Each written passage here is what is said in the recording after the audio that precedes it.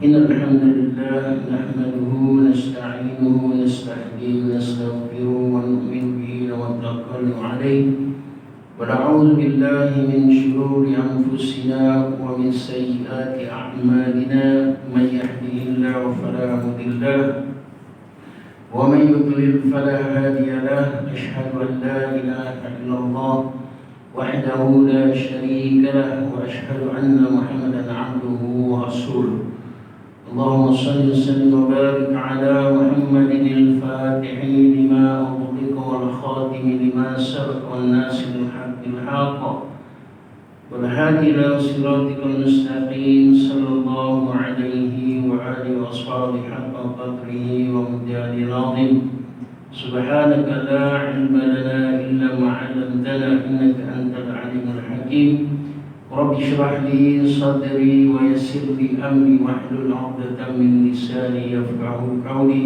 ولا حول ولا قوة إلا بالله العلي العظيم اللهم صل على سيدنا محمد عبدك ونبيك ورسولك النبي الأمي وعلى آله وصحبه وسلم تسليما لا نبي بعده إلهي أنت مقصودي ورضاك مطلوبي أعطني محبتك ومعرفتك وبعد قال الله تعالى في القرآن الكريم بعد أعوذ بالله من الشيطان الرجيم بسم الله الرحمن الرحيم والعصر إن الإنسان لفي خسر إلا الذين آمنوا وعملوا الصالحات وتواصوا بالحق وتواصوا بالصبر. Demi masa sesungguhnya manusia ini di dalam kerugian, melainkan yang beriman kepada Allah Subhanahu wa Ta'ala dan yang beramal saleh dan yang berpesan-pesan dengan kebenaran dan yang berpesan-pesan dengan kesabaran. Qala Allah Ta'ala fil Qur'anil Majid, A'udzu billahi minasyaitonir rajim.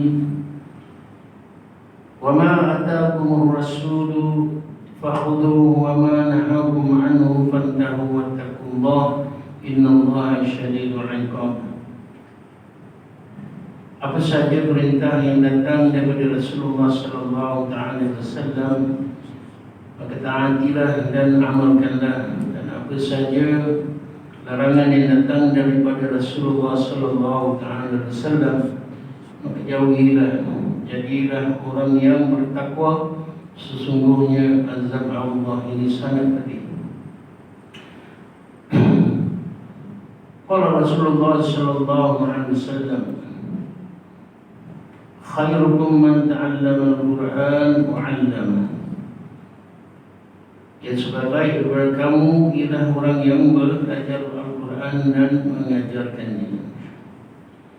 Qala Rasulullah sallallahu alaihi wasallam, al-kayyisu man dana nafsahu wa 'amila lima ba'da al-maut, wal 'ajizu man azra'a nafsahu hawaha wa tammana 'ala Allah.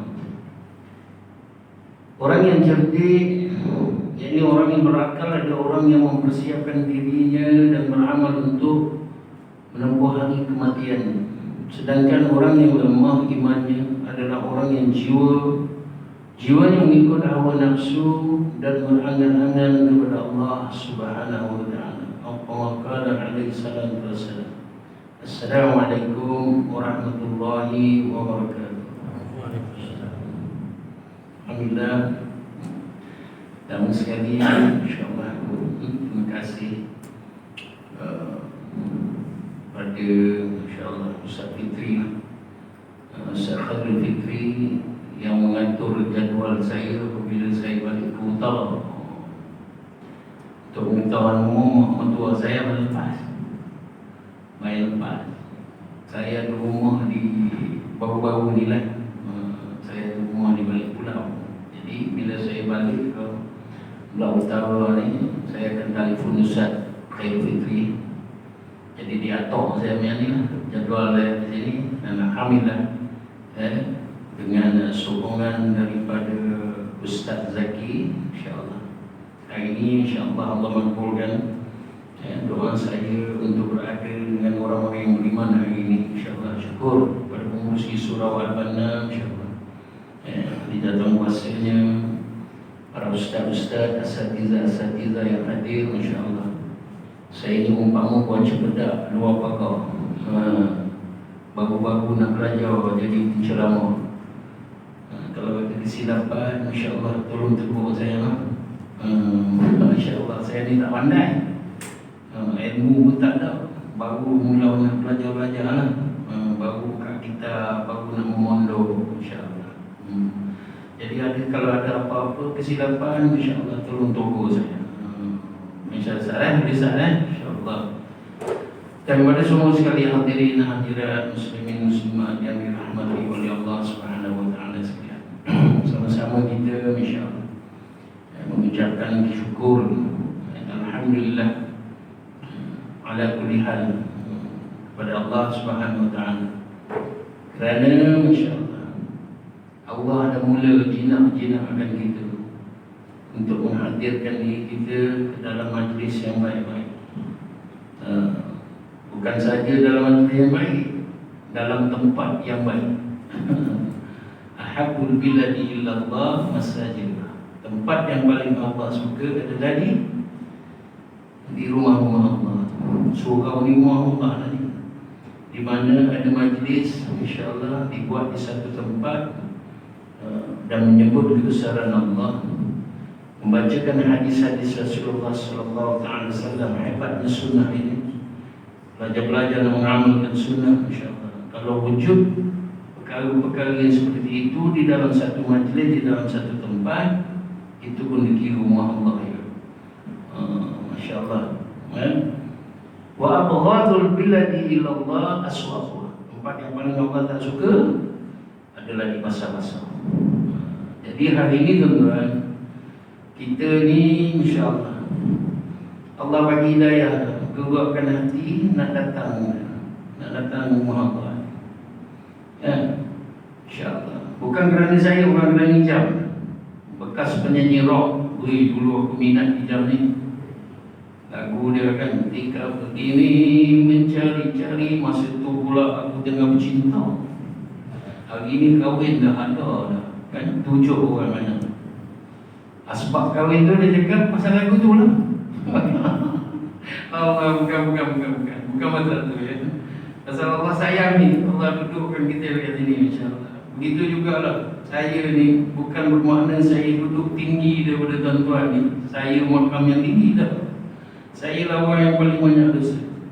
Kalau dulu ni melalaikan orang, jadi nyanyi ni tak.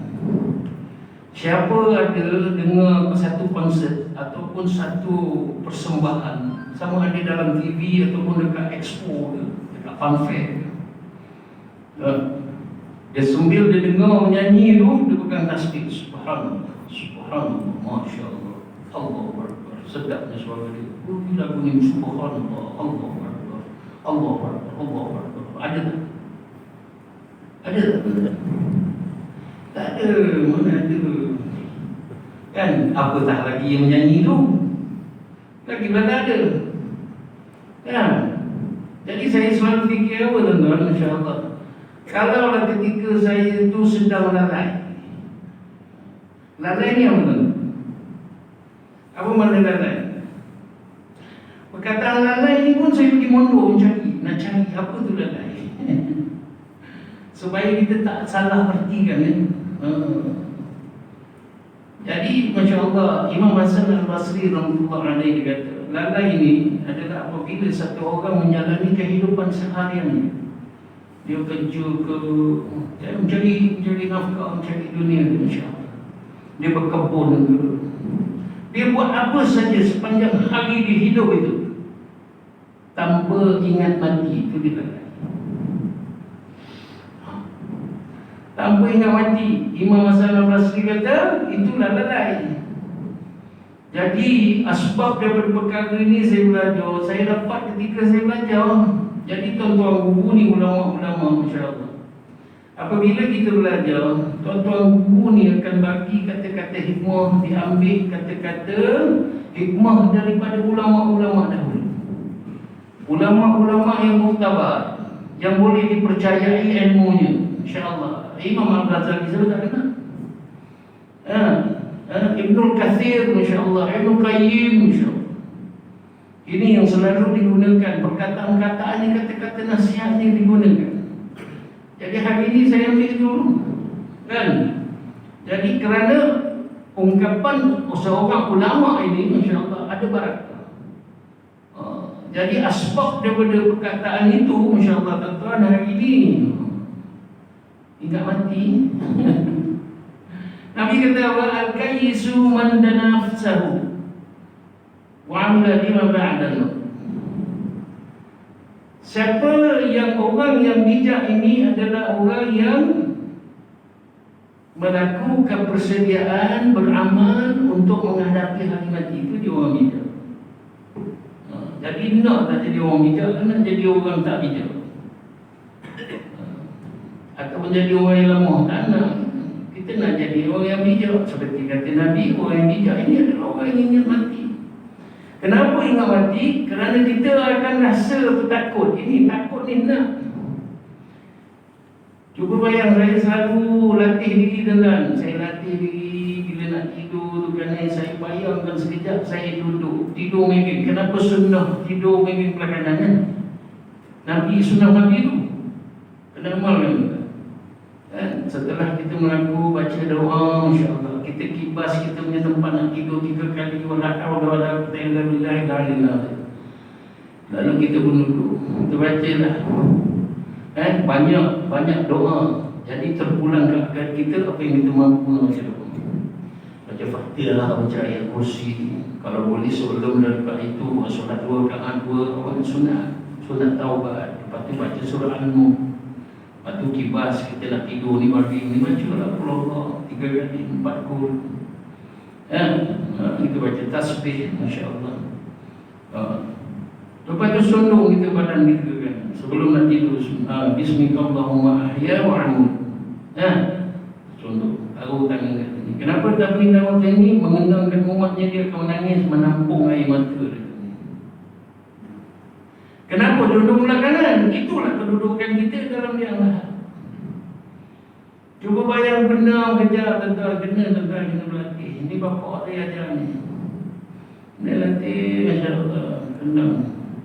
Takut dah. Tadi kita bangun ni, Masya Allah. Pagi tadi bangunnya, celik pergi mata, nampak kipas. Ekor menyala lagi ni. Tengok belakang, ada rumah.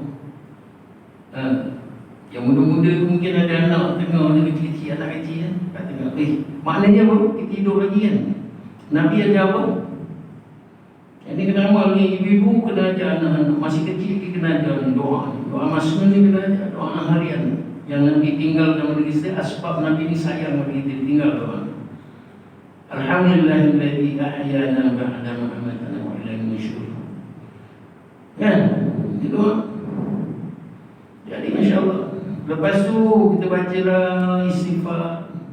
Mungkin tadi ni malam ni kerja balik lewat letih penat, Masya-Allah. Tak dapat bangun lagi, istighfar. Bangun tu dah baca doa bangun tidur, istighfar sebanyak mungkin. Kalau dapat sayyidul istighfar lagi bagus. Allahumma anta rabbi la ilaha illa anta khalaqtani. Baca istighfar tu, lepas tu pasang niat apa saja aku nak buat hari ini kerana Allah Ta'ala. Aku pula kerja ni Allah kerana mentaati perintah-Mu ya Allah. Jadi didiklah aku ya Allah, didiklah aku dalam perjalanan aku nak mencari nafkah ni, insya-Allah. Nak mencari rezeki ni, nak mentaati ini perintah-Mu ya Allah. Jadi didiklah aku supaya aku menjadi seorang hamba yang sentiasa belajar. Sentiasa belajar untuk mendapatkan iman supaya aku istiqamah dalam iman dan amal, dalam melakukan perkara-perkara yang baik yang Kau suka dan juga Rasul-Mu suka. Baca doa. Ini yang kami tinggal. Jadi tuan-tuan yang dimuliakan Allah Subhanahu Wa Taala, insya-Allah. Itu saya hari ini, insya-Allah. Ingat. Jadi supaya kita ni takut. Bila kita takut dengan Allah, kita mulalah kan Masya Allah. Ini Rabbana ya ayyuhalladzina amanu taqullah. Ya wahai orang-orang yang beriman, bertakwalah kamu. Supaya kita ni ada perasaan takut. Bila ada perasaan takut dengan Allah Subhanahu Wa Taala, baru terbit di dalam hati kita untuk mentaati perintah dia. Perintah apa? Perintah yang membawa kita ni untuk beriman kepada Allah Subhanahu Wa Taala. Bukan sahaja iman yang ada biasa-biasa, tapi iman yang perlu diusahakan untuk ditetapkan, untuk disempurnakan. Ini yang kena buat. Kadang-kadang ada orang rasa dia dah beriman dah. Aku Islam, aku dah beriman dah. Bukan iman, semua dah berpada ni. Lebih-lebih lagi pula anak imam, anak mufti, kan? Anak ulama. Oh, dia confident je. Kan? Aku hafal Quran lah. Kan? Masya Allah, tuan-tuan yang dimiliki Allah SWT. Nabi cakap apa? Nabi sampai tinggalkan rumah. Kerana apa? Dia tahu. Masya Allah. Nabi beritahu kita, iman kita ini berbolak-balik. Iman yang ada pada kita secara package Allah bagi ni. Allah bagi package Islam, ada iman jadi. Apabila kita mengucap 2 kalimah syahadah, bagi siapa yang bukan Islam masuk Islam, mu'alaf mengucap 2 kalimah syahadah, confirm dia beriman. Islam, dia dapat Islam tu, dia dapat iman sendiri. Kerana 2 kalimah syahadah tu merangkumi rukun iman 6 perkara tu. Mana yang nak kena belajar? Asyhadu an la ilaha illallah wa asyhadu anna Muhammadar Rasulullah. Lafaz saja kita, Masya Allah. Dapat kita iman. Asbab? Kerana dalam 2 kalimah syahadah ini ada rukun iman yang 6 perkara tu dirangkum semua. Jadi dapatlah kita iman. Tapi tuan-tuan, iman yang ada pada kita hari ini dengan package tu adalah iman yang biasa-biasa. Kenapa iman yang biasa-biasa? Tengok. Orang Islam hari ini buat apa tuan-tuan? Dia tahu perkara itu haram.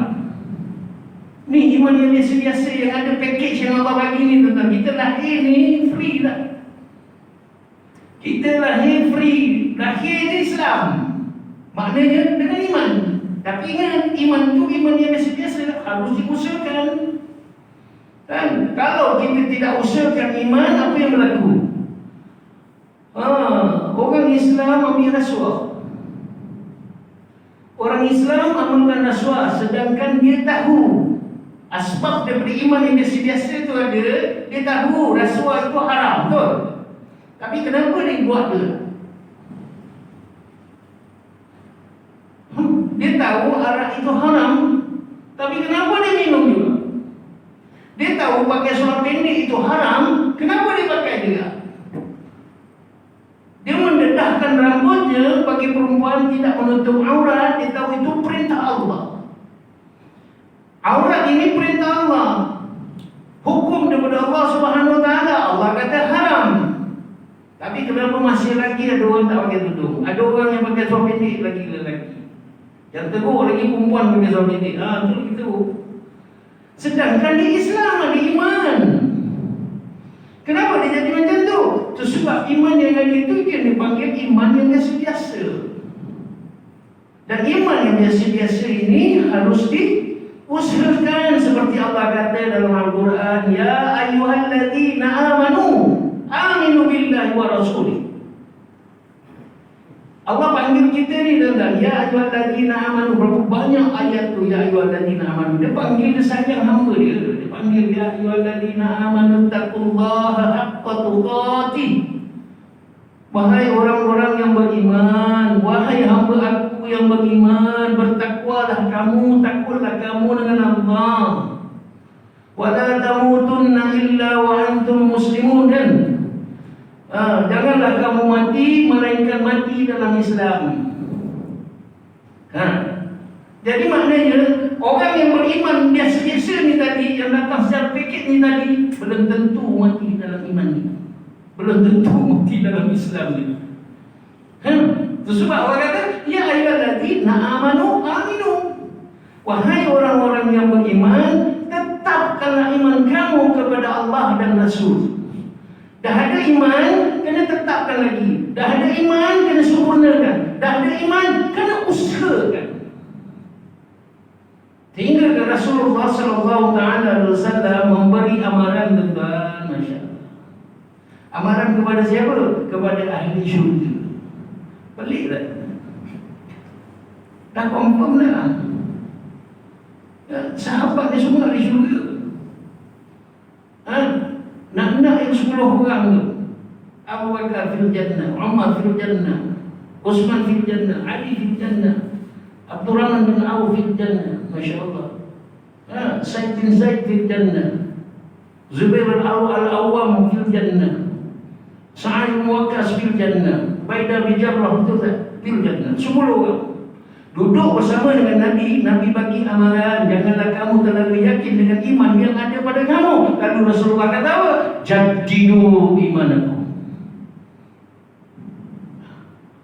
Rasulullah menyampaikan perkara itu lembut, tapi oleh kerana perhubungan Rasulullah dengan para sahabat ni, masya Allah, begitu akrab, chemistry-nya begitu hebat, sehingga kan sahabat tahu apa yang keluar daripada mulut Rasulullah tu, dia tahu merupakan memujuk ataupun peringatan ataupun amaran. Walaupun intonasi Rasulullah itu, masya Allah, sangat lembut dengan kasih sayang. Tapi bila Rasulullah cakap jaddidu imanakum, terbeliak iman sahabat. Ini satu amaran daripada Rasulullah. Dia kata begitu. Apa maknanya? Perbaharui iman kamu, masya Allah. Ini ahli syurga kat depan ni. Rasulullah sebut perbaharui iman kamu. Allah kata apa? Oh, masya Allah, tetapkan iman kamu. Wahai orang yang beriman, tetapkan iman kamu. Rasulullah ulang balik, masya Allah, perbaharui iman kamu, masya Allah. Jadi nak bagi tahu kepada kita tentang ini sebenarnya, masya Allah, saya dulu mencari benda ni, belajar, mencari belajar, masya Allah, supaya, masya Allah, kita melakukan perkara-perkara yang Allah suka dan Rasul suka. Mudah-mudahan Allah sentiasa bagi kita hidayah. Dan satu hidayah yang saya selalu mohon kepada Allah Subhanahu Wa Taala, ya Allah, bagilah aku faham tentang maksud Kau jadikan aku ni, Allah. Pengertian hidup yang selama hari ini, ya Allah, aku salah tafsir, aku salah maknakan. Kesalahan itu aku bawa dalam hidup aku, dan sungguh harga diri. Hari ini kita, tuan-tuan, masya Allah, iman yang ada, yang biasa-biasa yang saya cakap tadi, masya Allah, macam mana kita tafsir kejayaan? Macam mana kita maknakan kejayaan, tuan-tuan? Dulu saya ada rumah banglo 3 tingkat, berbiji-biji banyak, kan? Ini mana apa bisnes dia? Rumah ada lift 5 tingkat. Apa tu rumah sewa lagi? Dia dahsyat tu lah negara dah. Banyak rumah dia. Kita tengok pula orang pakai kereta Ferrari datang bawa pergi Masjid Al-Banna ni, Surau Al-Banna, bawa kereta Ferrari pergi semayang waktu subuh, zuhur, asar, maghrib, isyak, bawa Ferrari parking kat depan. Agak-agak orang yang lari nak masjid ni, tuan-tuan, dia cakap, "Ui, macam mana, apa yang kita cakap?" Apa yang kita cakap? "Ui, ini anak raja mana ni?" Sekali keluar-keluar, masya Allah, Ustaz Zaki lah Ferrari atau Mustang. Wih, Ustaz ni dah berniaga apa ni? Wih, dahsyat ni. Betul lah, itu fitrah. Memang biasa kita cakap macam tu. Wih, dahsyat lah ni berniaga ni. Nak artinya kita kata, dia ni berjaya lah, orang yang berjaya. Apa berniaga dia? Sampai dia boleh pakai kereta Lamborghini, sampai dia boleh ada banyak rumah, sampai dia boleh ada banyak duit. Apa kejayaan ni? Berjaya dia ni. Dahsyat. 4 bini. Penuh, banyak-banyak bini. 4 bini. Dan kadang-kadang orang sekarang ni dia ada 4 bini, dia act. Dia act tu lah. Dia akan tunjuk, kau kahwin, kau anak berapa? Dan dia tanya anak tu. Oh, anak saya 3. 3. Daripada Daripada seorang ke dua, seorang je saya seorang je. Apalah orang seorang. Oh, dia punya nak bagi tahu orang dia berjaya dapat 4 tu, dia lah orang yang berjaya. Hebatnya seorang lelaki yang ada isteri 4, nak bagi tahu dia berjaya. Macam tu juga orang kerja bertahun-tahun, kumpul duit EPF ke, tak kira lah duit bensin ke, kumpul duit kerja dulu 30-40 tahun dengan berjaya lah kumpul 3 juta. Agak-agak dia buat apa dengan 3 juta ni? Dia buat rumah tu kan, buat rumah 2 juta. Kenapa dia buat rumah 2 juta? Dekat tanah kan, tanah. Masya Allah, dia ada tanah. Awal-awal dia dah beli tanah, ni tanah ni besok aku tinggal insya Allah. Kalau aku pencet dia suruh duit hari ni nak buat rumah. Kenapa nak buat rumah besar-besar tu? Tak lama lagi anak kahwin Nabi dah tinggal 2 orang aja. Kok sempat? Sebenarnya nak tunjuk kepada orang, aku orang ni lah kejayaan aku. Jadi pegawai kerajaan dulu, ataupun aku meniaga dulu, kan? Aku sekarang ni dah relax lah. Anak-anak aku dah besar, bagi anak-anak aku jagalah company aku kan. Ni lambang kejayaan aku. Tentang ni, saya dulu begitu. Saya mencari sampai pergi ke Australia belajar.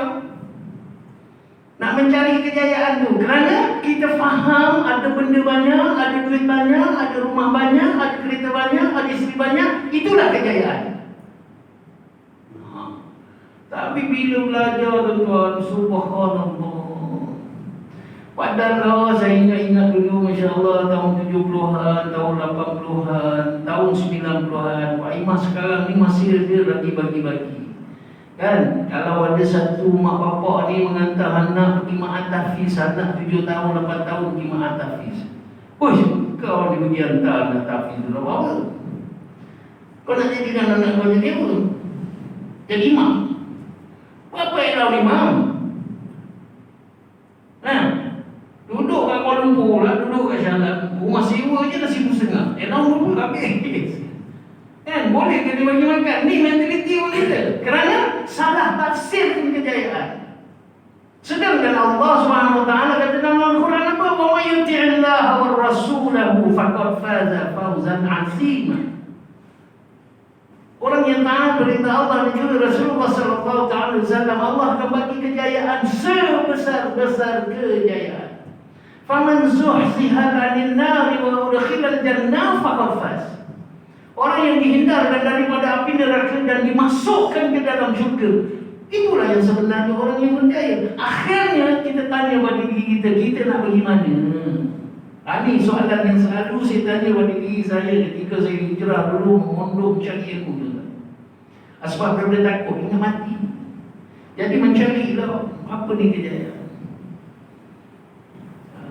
Jadi Masya Allah, asbab diri kita mengingat di mati ni tentang Masya Allah, kita belajarlah mencari ilmu. Hadirlah dalam majlis ilmu, kerana nak usahakan iman kita tu tadi.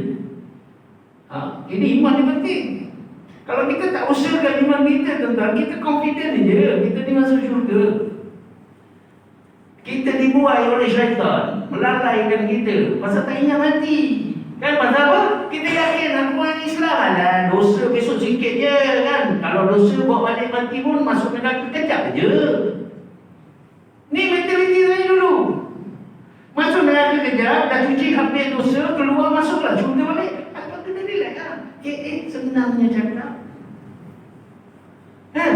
Sedangkan saya teringat saya bersama almarhum Datuk Ishak Baru, Mufti Negeri Islam. Dia kata apa kata? Jadi bibit permulaan saya nak tukar, nak hijrah. Allah hantar saya seorang ulama. Dan penghantaran ulama ni pula asbab daripada doa mak saya hampir 30 tahun. Sebab ibu-ibu doakan anak walaupun nakal jahatnya mana.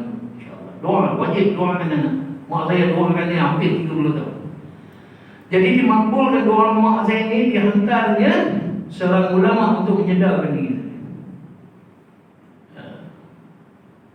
Datuk Ishak Baru ni cakap apa tuan-tuan? Masya Allah, anak-anak, kullu nafsin zalikatul maut, wa innama tuwaffawna ujurakum yawmal qiyamah, faman zuhziha 'anil nari wa udkhilal jannah. Semua yang bernyawa ini akan merasai maut.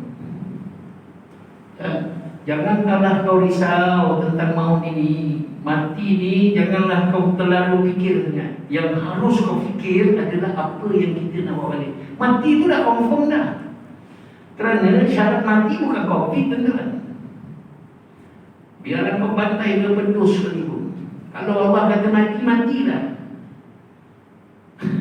Betul tak? Tapi ikhtiar lah. Ikhtiar kena ada. Syariat kena tahu juga. Kan jangan kita bantai hakikat dia. Syariat kena fikir juga, insyaAllah. Ikhtiar lah tu syariat, insyaAllah. Tak syariat. Tapi, insyaAllah. Syarat mati ni bukan tua, bukan sakit, bukan COVID, bukan apa saja. Syarat mati adalah hidup. Ini yang saya belajar. Syarat mati, kullu nafsin dha'iqatul maut. Setiap yang bernyawa, setiap yang hidup akan merasai maut. Jadi jangan fikirkan salah tentang mati tu, insyaAllah. Takut. Tapi apa yang kita nak bawa balik? Ini yang Nabi maksudkan. Nak bawa balik apa, tuan-tuan? Anak-anak, walaupun dia cakap sebesar zarah dosa kita bawa. Zarah ni kecil mana nak nampak dia mati. Sekecil itu pun dosa kita bawa balik, tetap diazab oleh Allah SWT. Ulama bagi tahu, tuan-tuan, perjalanan kita 500 tahun nak pergi neraka pun kita dah lepuh dah, badan kita dah panas. Neraka tu. Nak masuk pula neraka, tak apalah sekejap je. Ini pemikiran dia kena buat. Kerana apa? Kerana orang yang bercakap macam itu, dia tak belajar.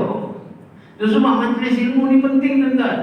Nak dapatkan hidayah daripada Allah SWT supaya Allah buka minda kita, suruh berfikir dengan betul. Berfikir dengan betul. Supaya Masya Allah kita betul fikir, Allah, beginilah sebenarnya hidup. Supaya kita tidak tersalah langkah, supaya kita tidak ambil senang-senang je, Masya Allah, tentang dosa pahala ni.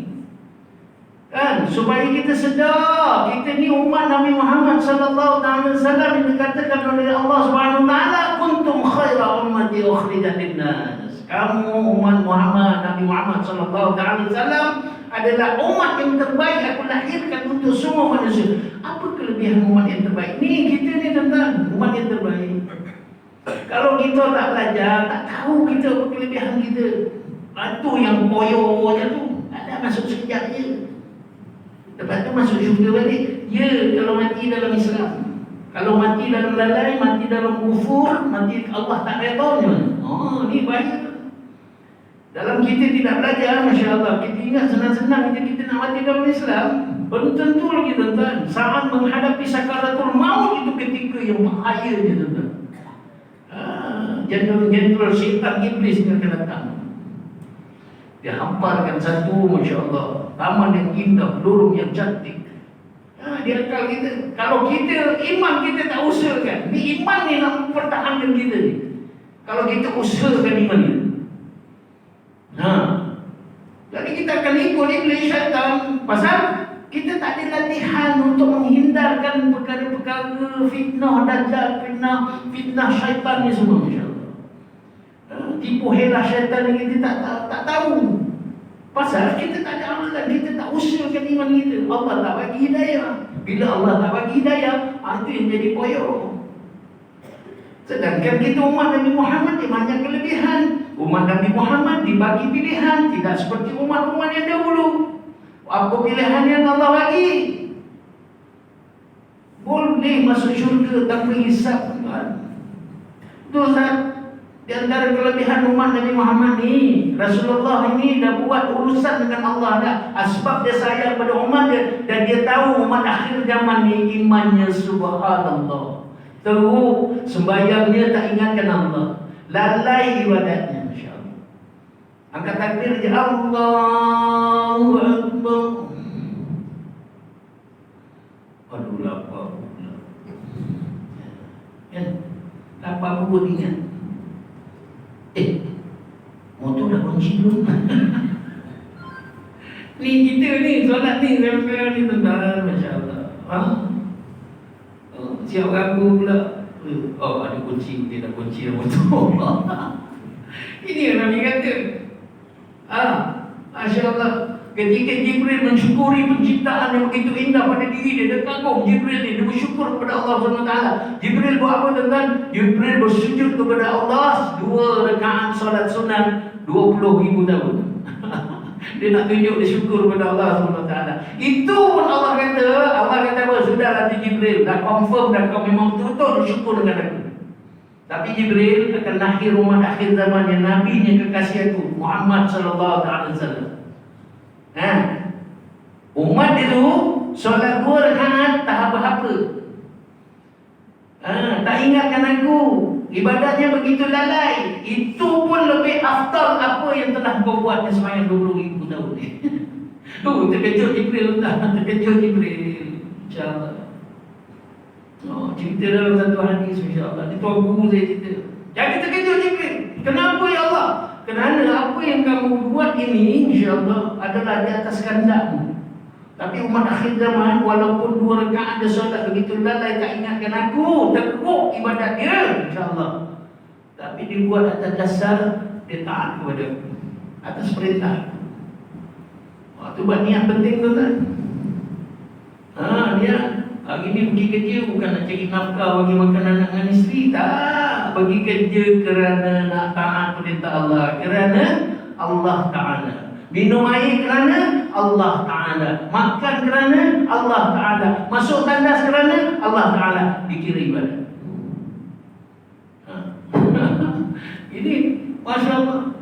Ini di antara kelebihan umat Nabi Muhammad yang perlu kita tahu, supaya kita dapat ambil peluang. Kalau tidak, kita rugi tak ambil peluang. Lalu titian sirat sebatas kita. Ini umat. Besok di mahsyar, besok di 3 tempat ni Rasulullah akan tunggu umat dia. Nabi-nabi lain tak dapat nak bagi syafaat. Nabi Muhammad boleh bagi syafaat. Nabi kita tu tak, pastinya dia akan dulukan umat dia.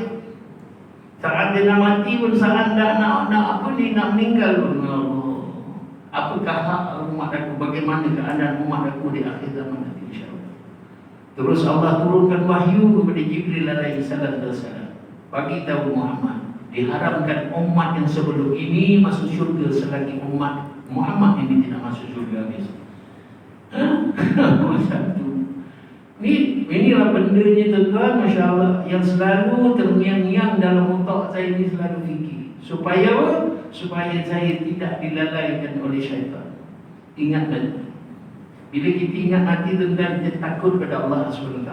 Bila kita takut pada Allah SWT, tuan-tuan, Masya Allah, ini awalnya Allah kita takut pada dia. Jadi Allah akan tambah hidayah lagi supaya kita dapat usahakan iman kita. Asbab daripada takut tu tadi. Takut tu dari mula kita taat perintah Allah.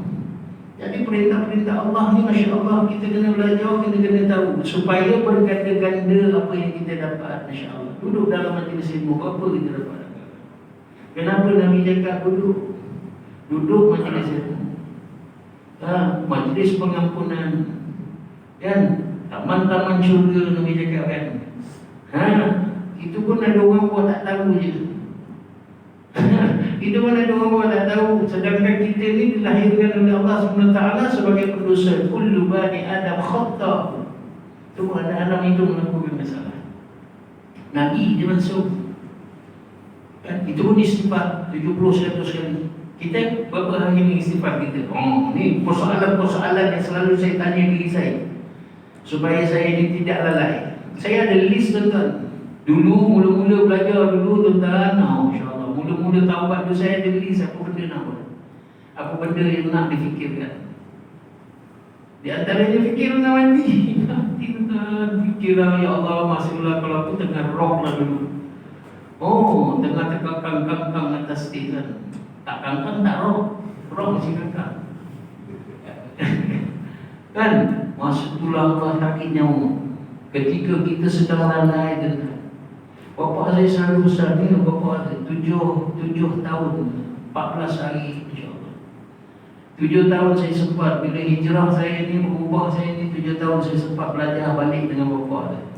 Di antara perkara yang bapa saya ingatkan saya dia cakap, macam ni pahala ni apa? Pahala, hakikat pahala ni apa tentang ni?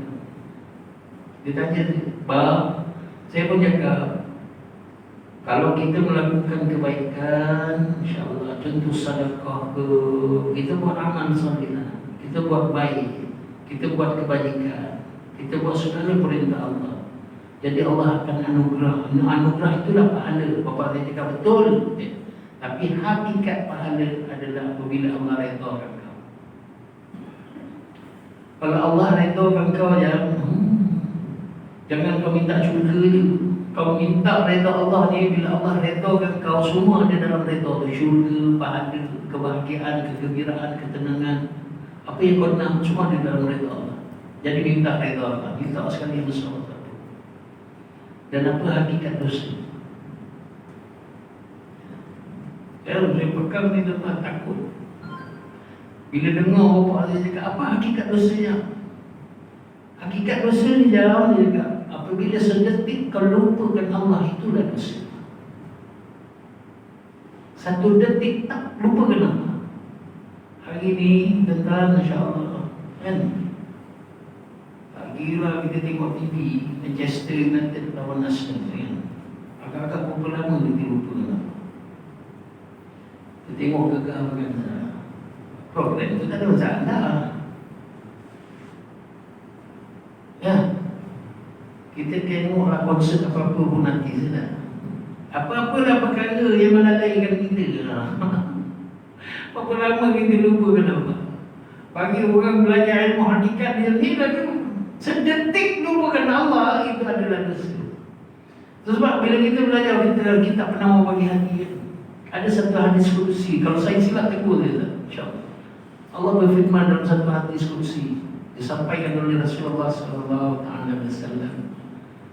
Kalau adalah sesuatu selain daripada aku dalam hati kamu, nescaya aku akan tinggalkan hati itu.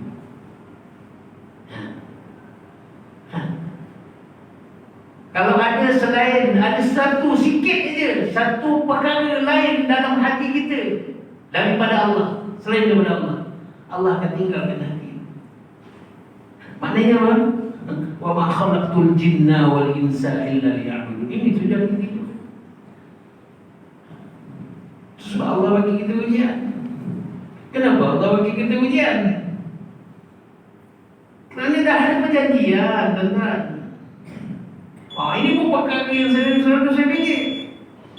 Kerana orang ramai menyatakan, orang ramai, Masya Allah. Bukankah elok kalau Allah amankan bumi ni kan? Tak terilah kan? Hebatlah kan? Semua sama kata je kan? Masya Allah. Tapi kenapa Allah bagi kita ujian? Kerana kita nak menunaikan, melunaskan perjanjian kita dengan Allah SWT ketika di alam roh. Alastu bi rabbikum qalu bala syahidna. Itu nama bukan? Tuan guru saya suruh hafal tu tak kerat tu kena bagi tahu. Duduk atas kursi ni kena bagi kata kerat. Macam mana syarah tuan guru, macam itulah saya kena sampaikan. Alastu bi rabbikum, dengan bukankah aku Tuhan kamu? Maka beramai-ramai roh ni cakap, qalu, berkatalah roh semua, bala, benar, kaulah Tuhan kami, ya Allah, kami bersaksi. Ni kita ni dah jadi dah. Jadi maknanya kau kena tahan perintah aku. Satu golongan kata, aku tak sanggup nak taati perintah kau, berat ya Allah. Itu sebab bayi dalam perut meninggal. Meninggal. Sebab jangan sedih tuan-tuan. Dia ada hadis tu. Rasulullah nak hiburkan sahabat ni yang mati anak kecil ataupun mati anak dalam perut. Hadis Abu Hurairah, tak silap saya insya-Allah. Anak kecil ini mati yang sebelum balik tu mati insya-Allah. Dia pegang baju kita macam ni, macam pegang. Tarik kita, tarik mak bapak ni nak masuk dalam syurga. Lalu Allah benarkan. Buat jangan sedih sangat. Untuk ini golongan yang tidak sanggup. Jadi dalam perut lagi Allah dah ambil nyawanya. Yang satu golongan yang kedua, ya Allah aku tak sanggup ya Allah nak memikul segala perintah Engkau ya Allah, aku tak sanggup ya Allah. Tapi bagi aku peluang, aku nak tengok dunia saja. Boleh Allah. Jadi lahir. Jadi sebelum dia balik Allah takut nyamun. Sebelum dia nak tanggung dosa kan, Allah cari. Kalau tidak bisa ada soal jawab. Balik dah. Jadi umur 7 tahun mati lemas, 9 tahun curi motor bapak, bawa pung aksiden mati. Kan? Ini. Dan golongan yang ketiga, aku sanggup ya Allah. Kita ni kita ni sanggup nak taat perintah Allah. Ni kita ni. Sebab Allah bagi ujian. Kenapa? Allah nak uji iman. Tapi ujian, tuan-tuan, ujian kita ambil contoh ujian COVID ni. COVID-19 ni tuan-tuan, ujian Allah bagi sama kata ujian. Satu dunia je ni. Orang Islam, orang yang beriman, insya-Allah Allah bagi COVID-19 ujian. Tapi cuba kita fikir logik. Kita nak duduk di dalam ujian, dalam pemeriksaan, apa perlu kita buat? Confirmlah kita kena buat persediaan. Nak ambil SPM, nak ambil peksa nak jadi doktor, nak jadi engineer, nak jadi accountant. Sebelum jadi accountant, engineer, doktor, kena duduk dulu peksa ujian. Kan? Kita tahu, ujung bulan ni akhir ni, tahun akhir ni, ujung tahun ni aku kena buat ni, inilah ujian aku kan. Jadi mentengah dah, tengok internet sampai 24 jam pengus tadi, cari bahan, buat assignment, buat thesis, betul? Itulah persediaan nak menghadapi hari ujian tu. Kalau persediaannya betul, kan? Bertepatan seperti apa yang dikehendaki bila dalam exam, berjaya tak dia? Berjaya. Jadi COVID hari ini kita rasakan kita berjaya atau tak berjaya menghadapi ujian Allah SWT. Kerana apa? Rabbana ma khalaqta hadza batila. Kerana Allah, ya Allah ya Tuhanku, apa yang kau ciptakan ini bukanlah sia-sia. Ini ayat Quran. Macam mana kita nak jadikan perkara ini, kita yakin perkara ini, COVID yang Allah turun ni semua sebab Allah sayang kepada kita. Inilah ujian untuk memastikan di mana tahap iman kita. Jadi bagi orang yang dah buat persediaan setahun, 2 tahun dulu, 3 tahun dulu, 4 tahun dulu, taatlah dia, pergilah masjid, pergilah surau sebelum PKP. Pergi hadir majlis ilmu. Apa saja yang Nabi anjur, Nabi ajarkan, diikut. Maknanya dia usahakan iman dia untuk menghadapi, tak tahu bila Allah nak bagi ujian. Tapi dia sentiasa bersedia dengan amal iman yang betul. Macam periksa tadi kan, persediaannya betul, benar, mengikut apa spek yang ikut, SOP betul, keluar jawapan boleh jawab kan. Macam ni lah. Kalau amal kita betul, iman kita betul, usaha kita betul, Masya Allah, kita relax je ada betul. Orang suruh enjek. Dia relax kan. Malahan dia, Masya Allah, dia boleh jaga pula pendapatan. Allah bagi pula ilham dia berniaga online. Kalau dia kena buat meja pun, dia simpanan dia. Pasal dia dah buat persediaan dia. Tapi bagi orang yang lalai, orang yang tak buat persediaan, apa yang berlaku bila hadapi COVID, kena buang kerja, main kelab, bunuh diri. Pasal tak buat persediaan. Jiwa bergelora, harga, dah cakap bergai pula. Dulu manja dengan bini, kan? Duit banyak, mereka, berlaku tuan-tuan, orang main kat Kuala Lumpur. Jutawan, bankrupt. Company tutup, company besar-besar berapa banyak tutup, tak boleh tahan dengan hutang, bunuh diri. Cerai, habis, bini tinggalkan. Ini kerana apa? Tu, tak buat persediaan untuk menghadapi ujian. Jadi Allah ni sebenarnya bagi COVID ni, Allah sayang kepada kita. Kenapa? Supaya Allah suruh kita, ingatkan kita lagi buat persediaan untuk menghadapi satu ujian yang satu orang pun tak boleh nak halal, yang satu orang pun tak boleh nak elak, yang satu orang tak boleh nak sembunyi. Apa ujiannya? Mati lah. Itulah ujian yang paling besar yang bakal semua orang akan hadapi. Jadi kita nak mati apa? Kita nak mati macam mana? Ya ayyuhalladzina amanu, ni tadi asma Jumaat ni khatib selalu baca. Ya ayyuhalladzina amanu taqullaha haqqa tuqatih wa la tamutunna illa wa antum muslimun. Wahai orang yang beriman, bertakwalah kamu kepada Allah, janganlah kamu mati melainkan dalam Islam. Kerana Islam yang berhak masuk dalam syurga. Selain daripada benda tak ada. Jadi hari ini tentang kita kena usahakan iman ini. Buatlah apa tadi. Jadi kita ambillah sedikit, Masya Allah, nasihat daripada Ibnu Qayyim, Masya Allah. Ibnu Qayyim ni siapa? Guru Ibnu Kathir. Kalau kita selalu baca tafsir-tafsir kan, kita tengok kan kadang ulama ataupun tuan guru dibaca okey mengikut tafsir Ibnu Kathir kan. Di guru Ibnu Qayyim ni anak murid itu Ibnu Kathir. Guru Ibnu Qayyim rahmatullah alaihi siapa? Imam Syafi'i rahmatullah alaihi, insya-Allah. Ibnu Qayyim dia kata apa? Kita kena usahakan jaga iman ni. Jaga iman ni dengan melakukan perkara yang asas. Dia bagi asas saja ni tentang mula ni. Ni mula saya mula dengan 3 perkara ni. Saya mula dengan saya masih lagi melakukan. Bukan nak kata saya handal, saya bagus tau. Bukan, masih lagi takut ni. Dia kalau betul-betul orang yang dah bersedia ni tuan-tuan, dia rindu nak mati. Bukan dia takut mati, dia rindu. Dia rindu nak mati. Kita kena usahakan iman kita ni tuan-tuan sampai kita jadi jatuh rindu nak mati. Rindu nak jumpa Allah. Rindu nak jumpa Nabi tuan-tuan. Man ahya sunnati faqad ahabbani man ahabbani kana ma'aya fil jannah. Orang yang sayang kepada orang yang hidupkan sunnahku berarti dia sayang kepadaku. Dan sesiapa yang sayang kepadaku dia akan bersama-sama denganku di dalam syurga. Salah satu nikmat ahli syurga bakal kecapi tuan-tuan adalah ketika kita dapat bersama dengan Rasulullah sallallahu alaihi wasallam. Selain daripada jumpa Allah, itu nikmat atas nikmat. Dan ada juga ahli syurga yang menyesal. Menyesal kenapa? Kerana tak dapat sekampung. Bukan nak dapat bersama sekampung dengan Rasulullah, dapat jiran pun tak dapat. No, syurga boleh bawa sini. Nasib baik lah masuk. Tapi kita tak nak menyesal. Dah masuk syurga pun ada orang yang menyesal lagi tak dapat jumpa Rasulullah. Ya tuan-tuan. Jadi kita kena usahakan, ya Allah subhanallah, supaya kita sentiasa Ibnu Qayyim rahimahullah dia kata apa? 3 perkara. Pertama, baca Quran. Dan dapat ayat ni Allah Qul in kuntum tuhibbun, ni semua orang tahu ayat ni.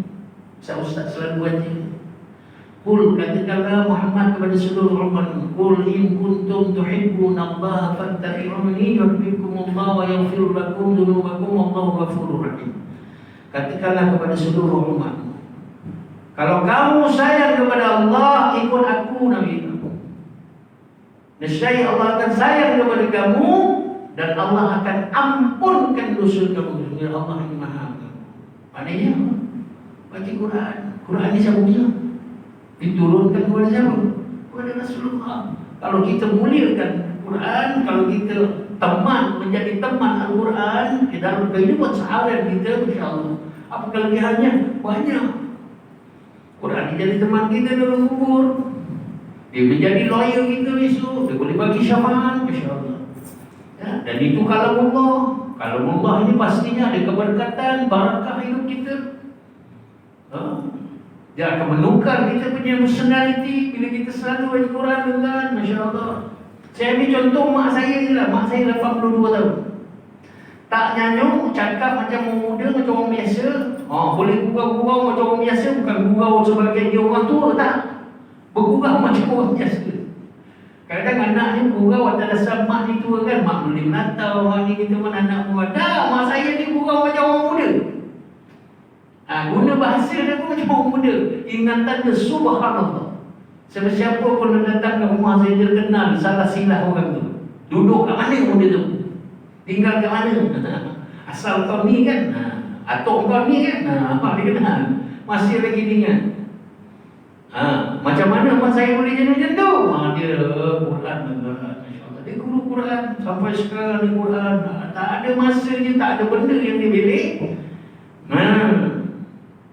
Belajar Quran. Quran. Percayalah ibu-ibu, anak-anak ni sebenarnya dia lebih tengok pada ibu. Ibu kalau buat baca Quran, anak-anak ikut. Pasal ibu ni yang jaga anak. Anak ni hari-hari dia tengok ibu. Tapi kalau ibu selalu main handphone, janganlah marah anak kalau dia buat main handphone. Oh, ikut. Kan, tapi nak elak zaman sekarang ni tak boleh nak elakkan anak-anak ni dengan handphone. Tak boleh elak tuan-tuan, kena bagi juga. Tapi masukkan di agama. Hantar dia pergi madrasah ke Masya Allah. Ajarkan dia sunnah Nabi, agama, sirah-sirah. Supaya bila dia dah besar, dia tak tahu menilaikan yang mana baik, mana yang buruk, mana yang boleh dibuat, mana yang dia tak boleh nak buat. Ini pun di antara perkara-perkara yang perlu kita usahakan iman kita. Pasal apa? Anak-anak yang penting. Doa anak yang saleh. Mati anak Adam ambillah 3 perkara ya kan. Amal jariah, ilmu yang manfaat, dan anak yang soleh. Anak yang soleh ni apa tuan? Orang soleh lah, soleha. Soleh-soleha ni adalah satu orang yang menyerahkan keseluruhan hidupnya 60-70 tahun. Kenapa 60-70 tahun? Amaru ummati mabaina sittin ila sab'in. Inilah umur Nabi Muhammad 60-70 tahun. Sedikit je sampai lebih daripada itu, insya-Allah. Dan jadi orang yang saleh atau salehah ini adalah satu orang yang menyerahkan keseluruhan hidupnya 60-70 tahun. Rela diaturkan oleh Al-Quran dan sunnah Rasulullah sallallahu alaihi wasallam. Ini orang yang saleh. Jadi nak didik dengan anak itu dengan Quran, agama, sunnah, insya-Allah. Mana nak dapat pelajaran itu? Hantar madrasah. Hantar fiz. Ini tak ada. Anak bila tak pandai akademi baru hantar. Di sila pemikiran. Tuan-tuan, saya duduk Syalam dulu. Syalam ni ada satu ma'atafiz, insya-Allah. 7 tahun dah boleh masuk dah Ustaz. 7 tahun, insya-Allah. Ada seorang hamba Allah ni, ramailah saya ambil contoh je Abang Zainal Datuk. Saya nampak yang saya duduk Syalam ni hampir 20 tahun. Masya Allah, kita ada sahabat-sahabat. Dia ada anak dia sekolah. Bila habis dia dah jadi hafiz, dah jadi alim. Hafiz dengan alim insya-Allah. Lepas tu nak pergi belajar mana-mana lah, nak masuk universiti ke apa ke, kena di SPM. Ya, jadi UAE ada buatkan program 1 tahun untuk budak-budak madrasah, keluaran madrasah dan tahfiz ni insya-Allah untuk ambil SPM. 1 tahun belajar. 8D tu kan. Semua budak-budak yang ambil SPM di 8D. Dia biasa menghafal. Lepas tu pergilah, ada yang masuk universiti yang berbidang accountant, ada yang ambil doktor, ada yang pergi Saudi, Umul Qura di Mekah, Madinah, pergi South Africa, belajar lanjut lagi pelajaran dalam bidang agama. Ada yang juga ambil akademi, baik accountant, yang jadi engineer, jadi doktor. Doktor, hafiz, alim. Oh, bonus. InsyaAllah. Anak kawan saya ni, Datuk Zainal ni, insyaAllah. Anak dia standard chartered accountant. Tapi hafiz. Kenapa? Seorang accountant dia takut nak ambil, nak pecah amanah. Pasal apa? Pasal dia bawa Quran dan juga sunnah dalam hidup. Dia takut. Tapi apabila Masya Allah kita dulukan dunia, hantar dia akademi, anak engineer kita pun bangga kan. Besok kita mandi, dia pun tak kerti nak mandi kita.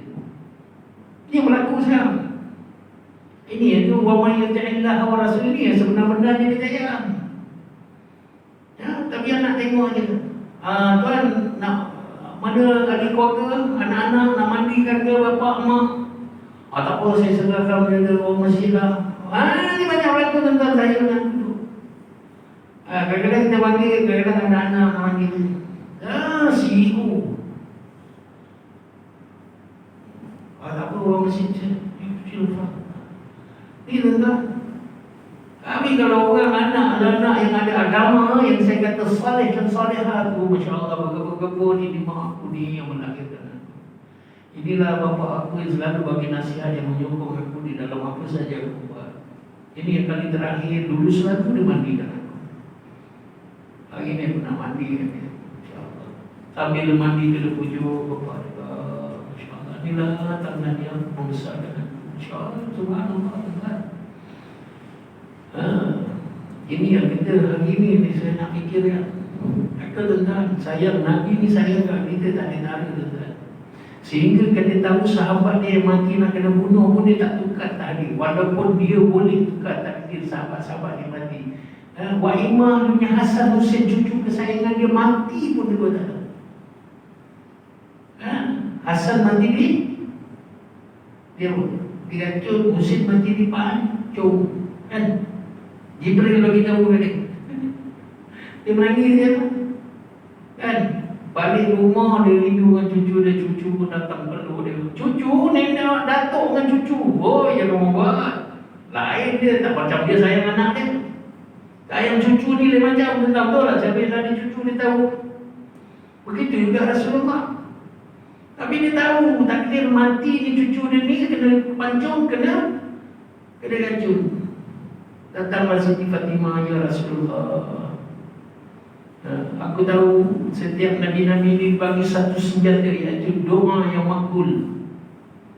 Dan Sulaiman dah pakai dah minta kerajaan yang tercanggih. Oh, Allah bagi. Hebatnya kerajaan Nabi Sulaiman, canggihnya kerajaan Nabi Sulaiman ni, sehingga kiamat tak ada yang secanggih kerajaan Nabi Sulaiman alaihissalam. Ibrahim pakai dah, Nabi Ibrahim. Musa dah pakai dah doa. Tinggal seorang dia tak pakai, siapa? Nabi Muhammad. Buat Siti Fatimah alaihissalam ni radhiyallahu ta'ala. Ya Rasulullah, ini doa ni tolong mintalah pada Allah supaya dapat tukar takdir cucu kesayangan kau ni. Surah diri kepada tentang. Ya Rasulullah, anak ini mengayu lagi. Ya Rasulullah, dia akan menjadi imam, pemimpin yang akan membawa Islam, menyebarkan Islam. Surah ini. Ya Rasulullah, ini anak kesayangan aku. Ya Rasulullah, tukarlah ya Allah, gunakanlah doa ini.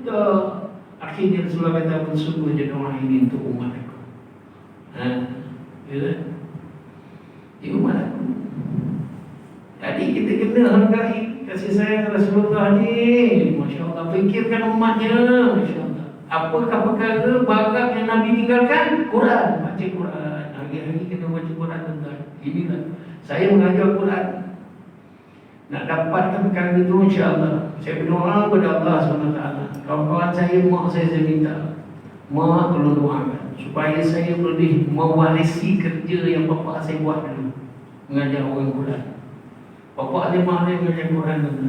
Ramai anak murid dia. Masa bapa saya meninggal, anak murid dia, subhanallah. Saya sampai tak cukup tangan saya nak, tak boleh, tak ada masa saya, bukan tak ada masa, saya sempat mandikan dia arwah-arwah. Yang lain daripada itu semua anak murid dia. Saya pergi dalamnya tengok dah siap kafan dah. Tak ada. Anak murid ramai. Baru. Jadi saya berdoa kepada Allah, tolong ya Allah, aku nak jadi macam bapa aku ya Allah, yang sentiasa ingat Al-Quran ya Allah. Malah mengajar khairukum man ta'allama Al-Quran wa 'allama.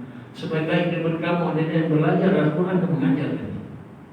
Iqra Al-Quran fa inna ma ya'ti yawmal qiyamah. Fa'innahu ya'ti yawmal qiyamah syafi'an li ashabi. Baca Al-Quran. Sungguhnya Al-Quran ini akan datang di hari kiamat sebagai syafaat kepada pembacanya.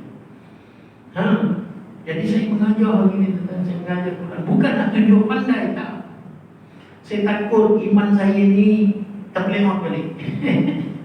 Jadi saya kena wujudkan suasana supaya saya duduk dalam suasana yang sentiasa membesarkan Allah, baca ayat-ayat. Dengan saya pergi ofis kawan-kawan saya buatlah maktabah saya sendiri. Sebab hari ini Masya Allah, jadi saya ajar percuma. Saya tak minta bayaran, tapi kalau dia nak bagi saya bagi. Agak bahagia, Masya Allah kan. Sebab hari ini saya jual apa, sejadah. Adalah sejadah sandar tu Masya Allah, dengan sejadah kiswah. Bolehlah kalau nak tengok-tengok, nak bantu saya kan. Itu semua saya bukan minta duit.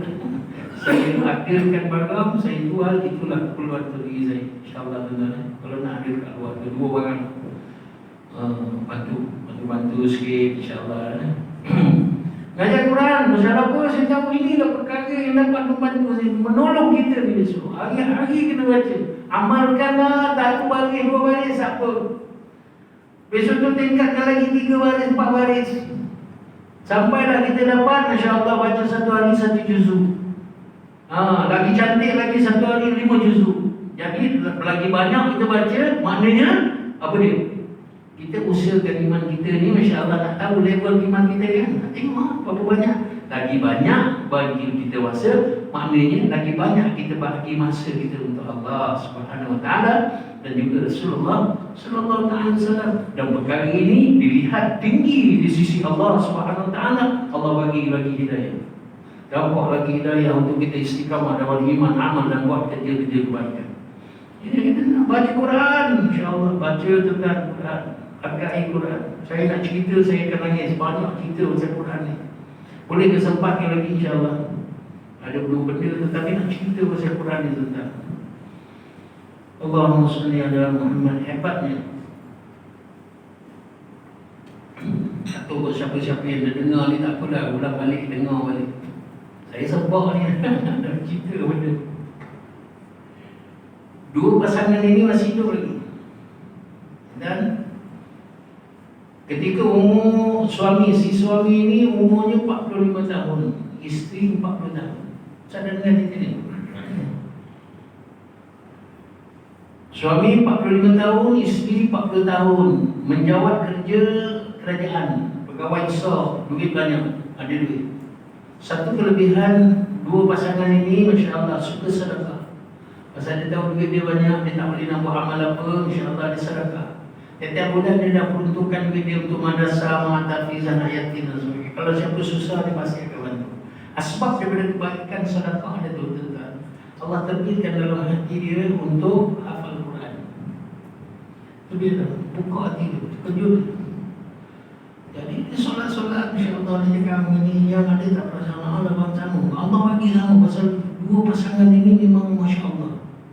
Memang sangat ideal pasangan ni, memang baik tu kan, insya-Allah. Dua-dua ni ada perasaan nak hafal Quran. Jadi dia berusaha lah mencari guru untuk ajarkan dia macam mana nak hafal Quran. Jadi pergi jumpa lah, pergi Ma'at Hafiz, jumpa lah tuan guru ni dia cakap, tuan guru boleh tak ajar saya hafal Quran?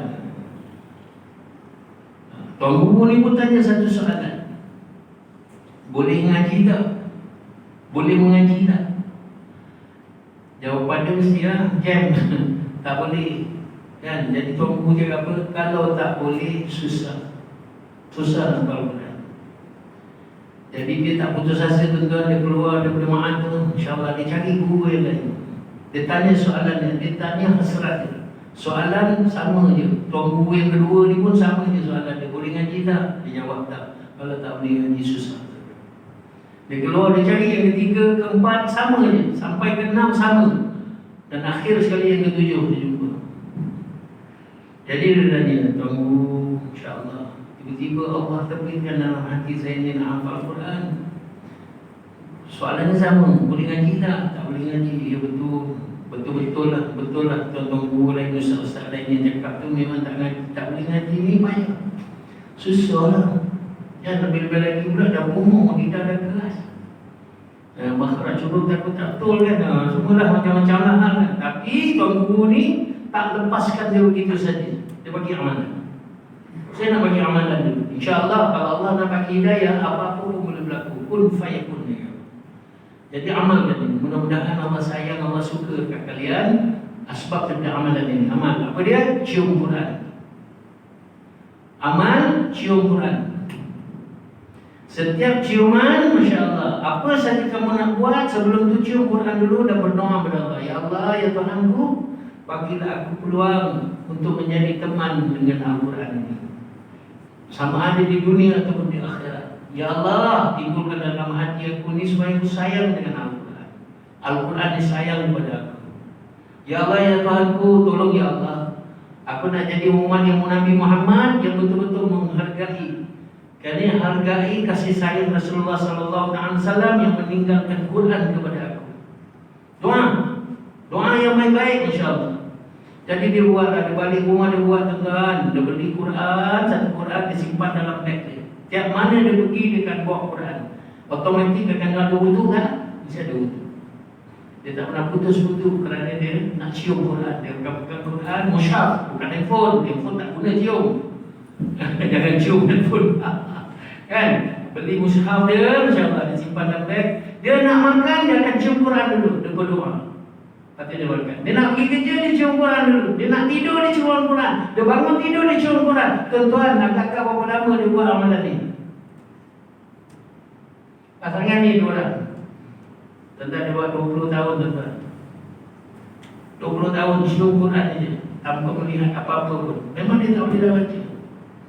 20 tahun, satu hari balik daripada kuliah, balik daripada subuh, buka rumah ni, Masya Allah. Hati dia tidak tenang. Satu subuh, suami isteri ni berkelabah. Kenapa ya?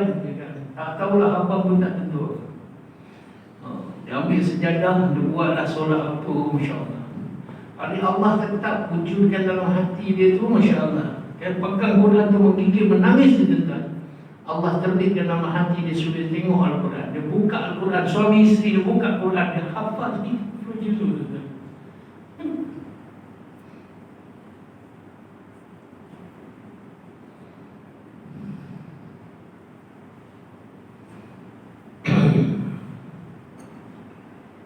Hebat. Orang itu lagi kena umur 65 tahun, isteri 60 tahun dah pencen dah. Hari ini bekerja amal saja, wakaf Quran, bagi Quran, tapi berkaitan dengan Quran. Hebat tuan-tuan, jangan lepaskan peluang ini tuan-tuan. Jadikanlah Quran ini teman kita, mana-mana pergi bawa Quran, baca Quran. Walaupun dalam keadaan mengengkau, Nabi sampai pagi lagi peluang. Orang yang baca dalam keadaan mengengkau dapat 2 pahala. Baca Quran dalam susah baca tu pun Allah bagi pahala. Sampai macam tu. Nabi ni kalau suruh kita dibaca Quran, dahsyat Quran ni tuan-tuan. Dahsyat. Cuma berlaku ni bapak saya ni, kalau saya cerita bapak saya mati macam mana tuan-tuan, tak tahulah. Kalau tak sedar tu tak tahu. Aku apa-apa ada mati, tak kuat saya lemah dia. Terus urusan tu sampai nak buat kapuk kubur. Allah tunjukkan keajaiban orang yang mulia dengan Quran.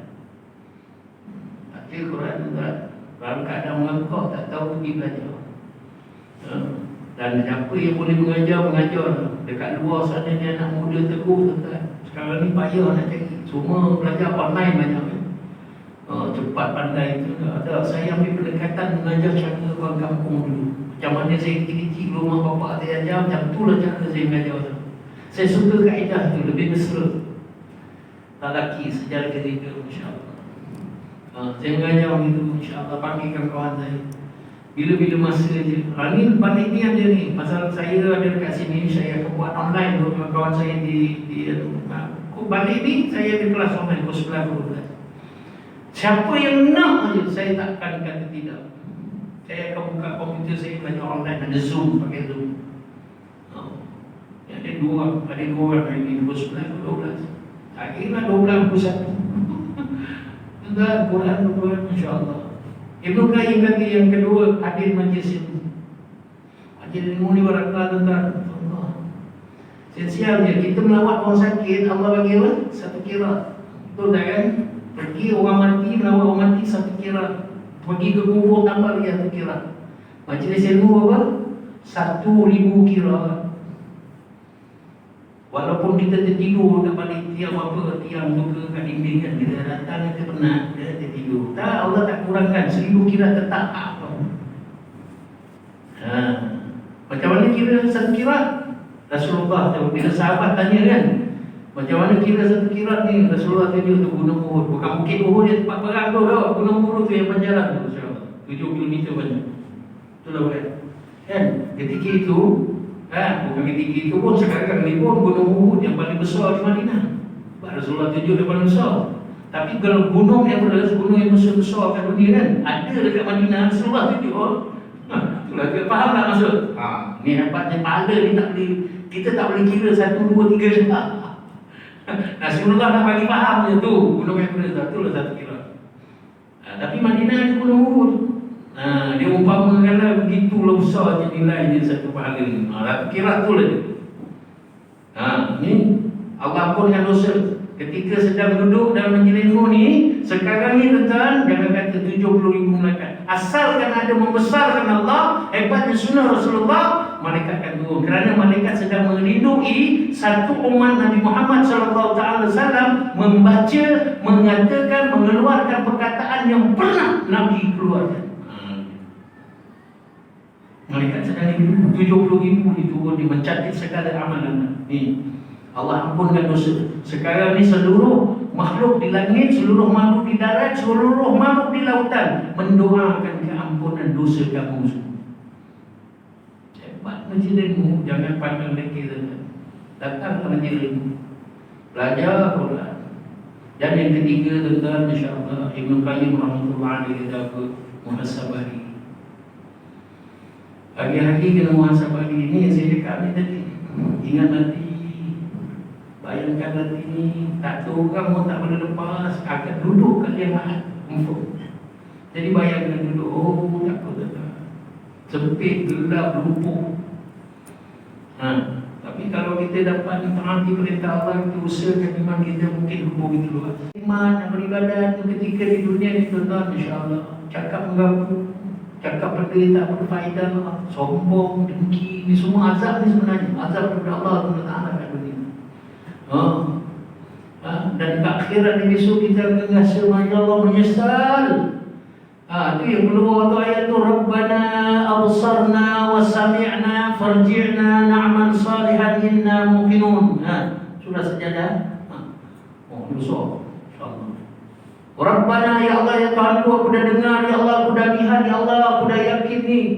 Apa saja aku pernah buat dulu salah, insya-Allah. Tolonglah ya Allah, hidupkan aku balik, naik ke bumi ni insya-Allah. Supaya aku dapat beramal soleh. Kita mana boleh? Tak boleh dah. Kita tak nak jadi macam. Kita menyesal di atas umur kita. Jadi Masya Allah, muhasabah diri. Muhasabah diri ni apa? Rasa bersalah. Janganlah kata kita ni bagus, janganlah kata kita ni pandai. Datang majlis ilmu, siapa tu? Ni Ustaz Samsuri. Ustaz Samsuri ajar kitab apa hari ni? Kifayatul Muntaj. Dia kata, aku dah belajar, dah khatam berapa kali dah, 4-5 kali dah khatam kitab tu kan. Tak payah lagi. Maknanya orang ni tak faham. Kita belajar ni bukan asbab nak khatam, nak pandai. Dah, kita belajar ni nak taat perintah Allah. Dan kita nak duduk majlis ilmu ni, keberkatan majlis ilmu ni. Itu je. Walaupun kita dah khatam 100 kali pun, kita dah hafal dah semua kitab tu. Duduk majlis ilmu. Ini muhasabah lagi. Dosa aku ni banyak ni, ya Allah aku ni sombong, ya Allah hati aku keras, ya Allah. Aduh, bila kita rasa kita bersalah ni tuan-tuan, dan tu kita akan bertaubat kepada Allah SWT. Tapi kalau kita rasa aku ni okey. Jangan orang semua puji aku. Kan? Kita kalau kita rasa kita ni bagus tuan-tuan, kita tak ada langsung sifat nak mengendali. Masya-Allah, kita tak ada lah sifat nak bertaubat kepada Allah SWT. Ada satu sifat ni. Itu sebab Ibnu Qayyim kata apa? Muhasabah diri sentiasa rasa bersalah. Yang sebaik-baiknya, dia kata masya-Allah, melihat kemungkaran orang lain buat, tapi rasa diri sendiri yang salah. Kerana kita tak dapat nasihat orang. Muhasabah diri, hari ini dah buat apa dah? Ya Allah, teruknya aku, ya Allah. Ampun ya Allah. Kerana apa? Di dalam kita nak bertaubat kepada Allah Subhanahu Wa Taala, ya Allah, selain daripada kita menyesal apa yang kita buat kan, kita mengaku salah ke satu hal, kan? Lepas tu kita tinggalkan perkara yang pernah kita buat, dosa yang kita buat, itu dakwah nasuha, kan? Tapi Nabi cakap apa? Tuan-tuan yang dimuliakan Allah Subhanahu Wa Taala, idza tarafa bil innal 'abda idza tarafa bi dhanbi thumma taba Allahu 'alaihi. Seorang hamba apabila dia rasa bersalah lalu dia bertaubat kepada Allah, nescaya Allah akan terima taubatnya. Maknanya kita nak taubat kita kena ada rasa bersalah dengan Allah. Mengaku salah, rasa bersalah, kena ada sentiasa. Itu nak dapat sifat tawaduk tu. Salah satu sifat yang perlu ada bagi satu orang yang nak tawaduk, rendah diri, rasa bersalah sentiasa. Ini Nabi Muhammad sebab istighfar. Kerana dapatkan dalam kubur Rasulullah SAW. Inilah contoh terbaik kita kepada jadikan contoh. Kan? Itu sebab Nabi istighfar. Kalau Nabi tak istighfar, umat dia tak ikut. Sebab dia maksum pun dia beristighfar. Tuan-tuan yang dimuliakan Allah SWT, jangan lupa buat 3 perkara ni tuan-tuan untuk kekalkan, masya-Allah terusirkan iman kita. Baca Quran, masya-Allah, hadir majlis ilmu dan sentiasa muhasabah diri. InsyaAllah mudah-mudahan tuan-tuan dengan amalan-amalan yang kita buat hari ini, Allah suka, Nabi suka, Allah tambah hidayah kepada kita untuk istiqamah dalam iman dan amal dan segala perintah Allah Subhanahu Wa Taala. Buat tak apa saja, tak ada masalah, tapi jangan tinggalkan agama. Buatlah apa saja kita nak buat, tapi jangan tinggalkan sunnah Rasulullah sallallahu alaihi wasallam. Jadi satu ibadat itu tidak diterima sebagai ibadat jika perintah Allah itu, ibadat itu tidak kita buat mengikut cara Rasulullah sallallahu alaihi wasallam. Minum air ikut cara Rasulullah. Kalau tak ikut tak dapat pahala, dapat hilang haus saja. Gitu kan? Masuk bilik air, kira ibadat, kira kita ikut macam mana Nabi ajar kita. Begitulah seterusnya tidur kita, pergi kerja kita, meniaga kita, nak jadi doktor kita ke, berjalan kita nak pergi kedai ke, apabila kita melihat macam-macam. Kalau kita mengikut cara yang Rasulullah ajarkan, semua perkara yang kita buat itu dikira ibadat sisi Allah Subhanahu wa taala dan digantikan dengan ghanimah ataupun pahala besar yang akan dibayar di yaumul mahsyar ini insyaallah. Minta maaf di masih lebih sikit dan saya insyaallah minta maaf di orang ujung kaki kalau ada silap kata insyaallah. Kalau insyaallah kita singgung perasaan berkata tak elok perbuatan yang tak elok, itu semua kelemahan diri saya minta maaf di orang ujung kaki dan segala perkara yang baik bermanfaat yang kita dapat bagi manfaat adalah daripada Allah Subhanahu wa taala. Kenapa khairukum Allahumma salli ala taqwa. InsyaAllah kita nak jadilah orang yang boleh bagi manfaat kepada yang lain. Khairun nas anfa'uhum linnas. Yang terbaik ialah yang dapat bagi manfaat kepada yang lain. Dan terima kasih sekali lagi kepada surau Al-Banna dan menyebut saya dan insyaAllah bila-bila masa insyaAllah bolehlah kalau tak sering jemput dari ini banyak lagi cerita kita nak ceritakan dan kongsikan tuan-tuan. InsyaAllah mudah-mudahan apa yang kita dengar kita jadikan iktibar, kita dapat amalkan, kita dapat sampaikan. Jadi yang penting kita berdoa kepada Allah SWT, Allah bagi kita faham insyaallah. Aqulu qawli hadza wa astaghfirullah li wa lakum. Assalamualaikum warahmatullahi wabarakatuh.